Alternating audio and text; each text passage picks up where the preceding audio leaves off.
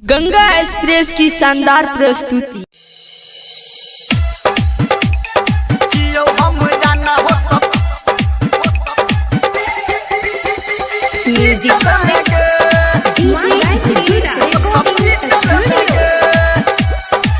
ये हम कहचियो जान गे साचे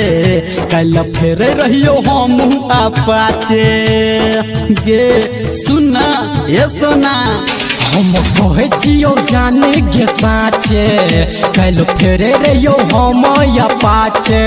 ये रोड रह जान पक्का हम तो मारी दलिए धक्का रोड रह जान पक्का हम तो मारी दलिए धक्का डाको गिर दलिए मुतल में गे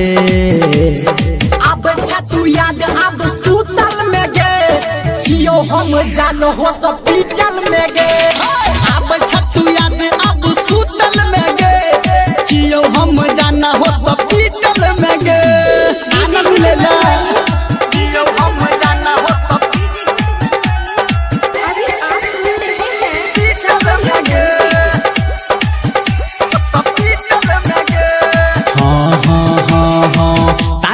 कोनी चोट लागल छो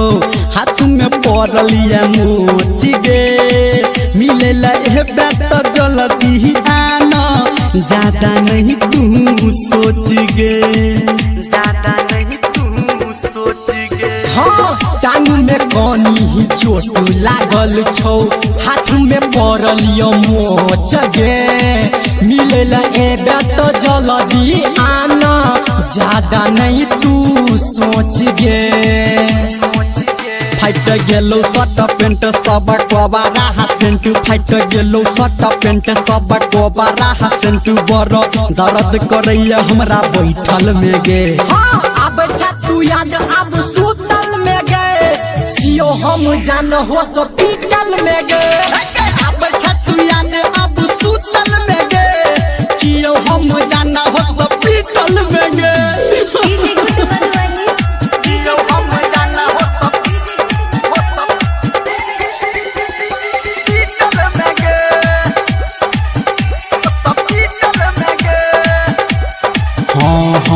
गाड़ी के चक्का हटालू भगेल खूबे खर्चा गे डॉक्टर साहब सुइया दिलकै ओकरो दिलकै पर्चा गे ओकरो दिलकै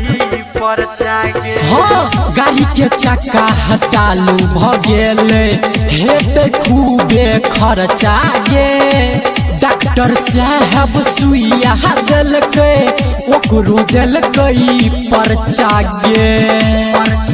बात कहो धर्मेंद्र संगे संगे अभिनंदन बात कहो धर्मेंद्र संगे संगे अभिनंदन गाइडू पढ़ने तू साल में गे